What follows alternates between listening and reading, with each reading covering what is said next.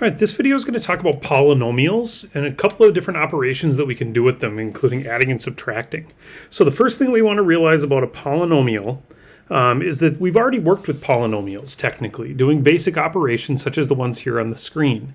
So if we have a couple of terms, right, separated by addition here, we're adding 3x to 2x. We know that since x is to the first power in both of those statements, that we can add those two terms, right? We've technically got 5 x's all added together there, or this would have been x plus another 2 x's, basically 5x.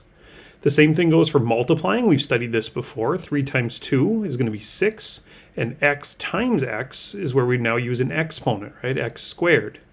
Again, a different kind of term compared to 5x, right? Because this is x to the first, that's x squared. So when we get to the next statement, well, now we've got 4x squareds, right? So x squared plus itself, or added to itself, right? So we've got 4x squared plus a single x. Well, there's nothing I can do about that statement, right? There's nothing I can do there because, again, these aren't like terms. X squared and x to the first wouldn't go together. They're going to stay as two separate terms, right? Separated by addition. And then finally, we can multiply here, though, using those same two terms. Well, I am allowed to multiply because 4 would be multiplied by the 1 that's in front of x. And x squared, right, is multiplied by x to the first. Equal bases multiplied. I can add my exponents. So basically, this just becomes x to the third. Again, they're just basic operations that we can and cannot perform, and we've proven them previously.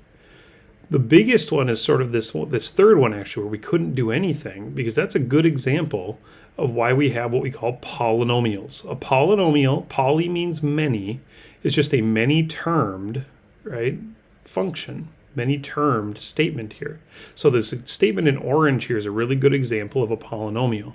Notice we have lots of different terms consisting of a number or a coefficient, right, like a, in front of x to a power. So we've got a 2x to the third, we've got 5x squared, we've got minus 4, or essentially a negative 4x to the first, and we've got a 7, right, with no x with it at all. So this would be a 4-termed, right, separated by addition and subtraction, polynomial. Standard form of a polynomial is just writing it with the highest exponent first. So notice we have x to the third, then we went second, first power constant, right? We kind of worked our way down from the highest exponent downward in decreasing order. A couple of different other vocab words we're going to want to know are monomials, binomials, and trinomials. And again, feel free to pause the video at any point and record these statements, right? Then you can sort of listen to me talk through them.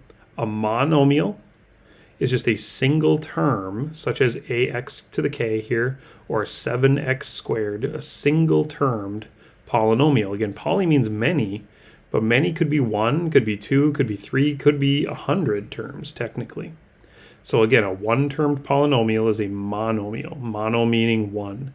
A binomial, much like bicycle, right? Binomial means 2 terms. So 2x to the third minus 4x would be a good example of a binomial, separated by that subtraction, or essentially addition with a negative, right? And a trinomial, like tricycle, right? Trinomial is a 3-termed polynomial. Other than that, we can just refer to a polynomial by how many terms it has. So we can say a 4-termed or a 5-termed. We're not going to worry about inventing too many names for how many terms a polynomial has. When it gets too large, we just want to count, such as the one up top here. That's just a 4-termed, right? 1, 2, 3, 4-term polynomial. So let's do a little bit of practice here. Feel free, again, to pause the video now, and then you can check your answers.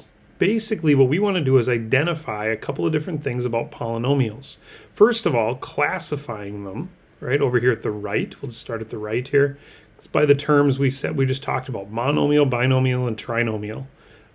So we could classify them in terms of their number of terms. We can also classify a polynomial in terms of its degree. The degree of a polynomial is the exponent, right, or term of highest degree, term of highest exponent, the exponent of a term, or the total number of variables in a term. Okay?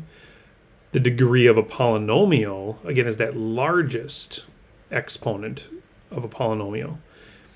And then the leading coefficient is the coefficient in front of the term of highest degree. So let's look down here at the bottom, right? for a polynomial, again, to be a polynomial, all the exponents need to be whole numbers. So notice we have an x squared here. We also have an x to the first, and we have no x at all, which essentially could be considered x to the 0 power. Right? Anything to the 0 power being 1, and 1 times -5 isn't just -5.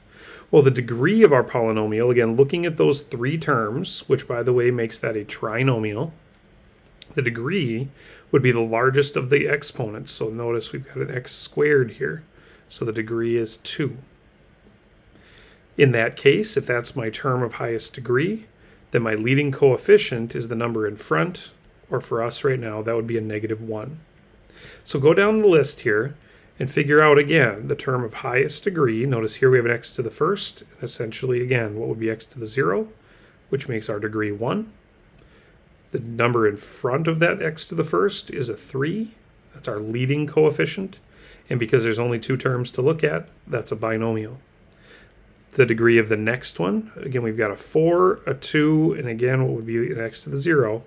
So again, that 4 is the term of highest degree with a leading 2. And notice grand total, we had 3 terms, right? We had the 4th power, the 2nd power, and that constant, as we call it, right? Because x to the 0 doesn't really need to be there. We call that a trinomial, 3 terms. The next one, notice only 1 term, so that's a monomial.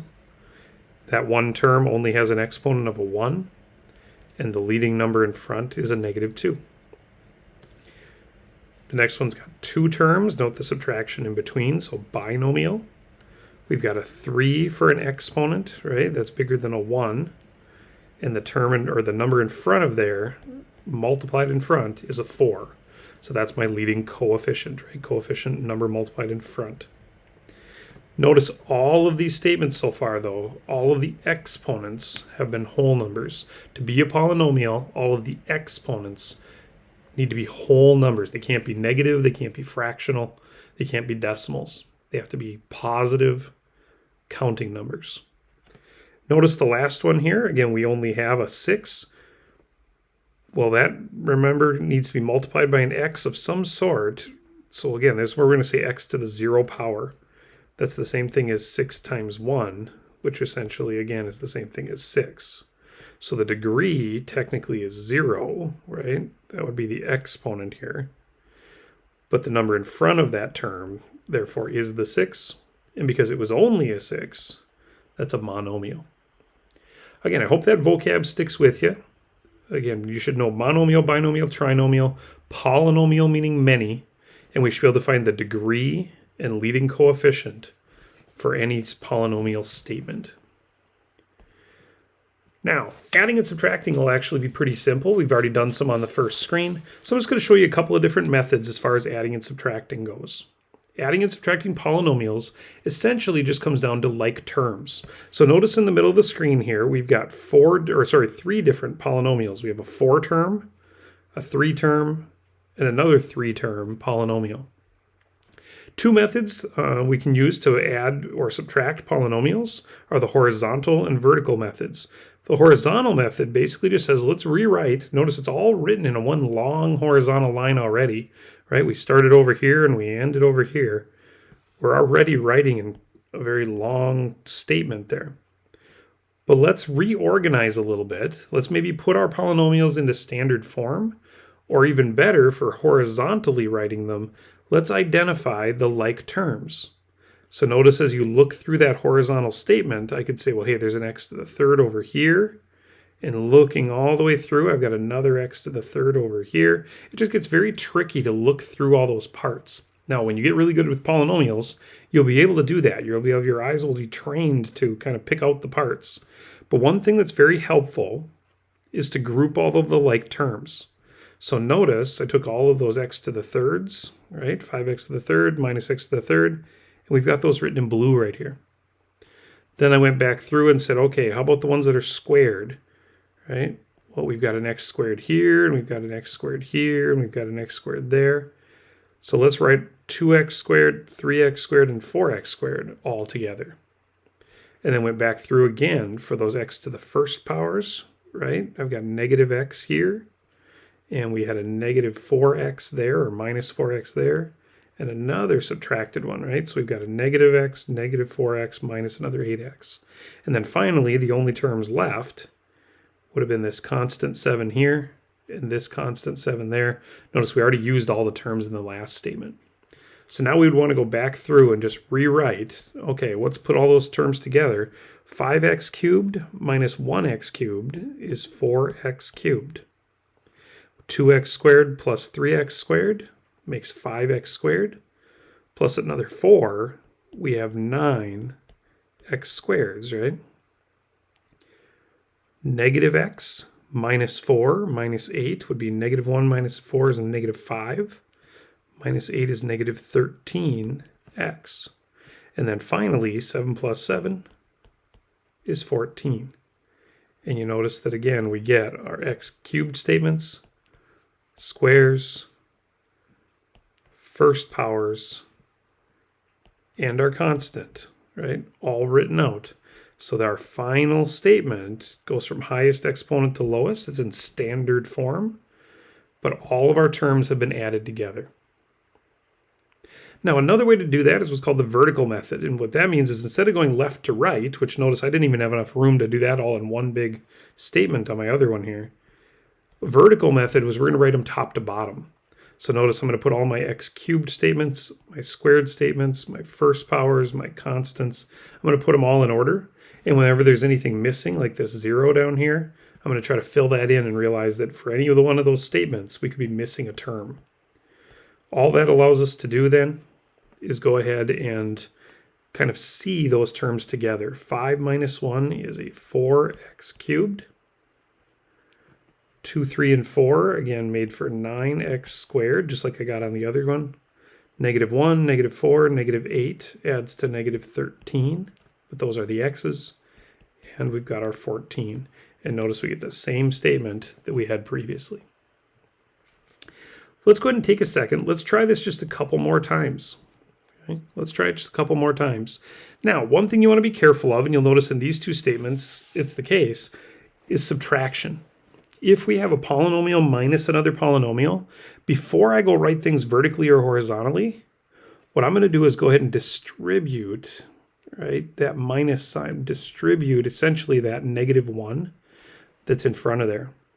So negative 1 times negative 2x cubed is going to become a positive 2x cubed.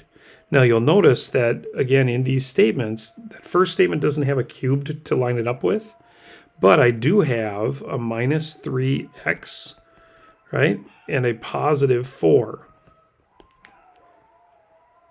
So in that case, what we can do is just add our like terms. And sorry if you're hearing some howling. My dogs are going a little crazy in the background here. I'll have to go check on them. Negative 2x to the 4th plus 2x cubed plus 5x squared, right? There were no x squareds to add it onto. Minus 4x and plus 12. And we've got our statement down below here. On the bottom, this horizontal statement, well, we don't have to worry about all that lining things up. What we want to do is just sort of look through it and just look for the like terms. Now, the first thing, again, I would do is rewrite all of this, making sure that that negative is distributed. I want to make sure I know that's a minus 4x squared, so that when I go to add these x squared terms, 1 and negative 4 makes negative 3. I don't want to accidentally add. I wanted to subtract. Notice the other two statements are not like terms, so I'm just going to go ahead and write minus 7x and minus 8. And I've got my x squared, my x to the first, and my constant. Leading coefficient of negative 3, degree of 2, all of my terms written in order in standard form. I hope that helps you with polynomial vocabulary, as well as adding and subtracting. If you have any questions, talk to your teacher. Otherwise, have a great day.